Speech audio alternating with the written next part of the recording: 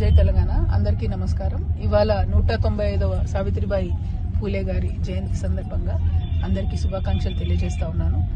దాదాపు 195 ఏండ్ల క్రింద పుట్టినటువంటి ఆమె తనకు 17 సంవత్సరాలు వచ్చేటప్పటికి ప్రత్యేకించి బాలికల కోసం ఒక పాఠశాలను స్థాపించి మరి తన భర్త పూలే గారి సహాయంతో ఆమె ముందు చదువుకొని తర్వాత ఆడబిడ్డలను చదివించాలనేటటువంటి ఒక అకుంఠిత దీక్షతో పనిచేసినటువంటి వ్యక్తి. చాలా అవమానాలు ఎదుర్కొని కూడా ఇవాళ భారతదేశంలో ఇంత కోట్లాది మంది ఆడబిడ్డలు చదువుకుంటున్నారంటే ఆనాడు తను చేసినటువంటి త్యాగం, తను చేసినటువంటి పోరాటం, దాని ఫలితమే ఇన్ని కోట్ల మంది ఆడబిడ్డలు చదువుకుంటా ఉన్నారు.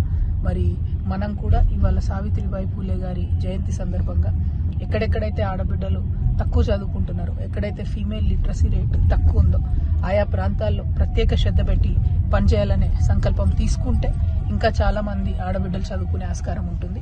నేను జాగృతి జనం బాటలో భాగంగా గద్వాల్ జిల్లాలో, నాగర్ కర్నూలు జిల్లాలో అత్యంత లోయెస్ట్ ఫీమేల్ లిటరసీ రేట్ని నేను చూడడం జరిగింది.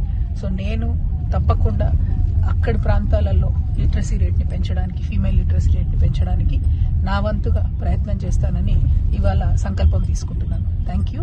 జై తెలంగాణ.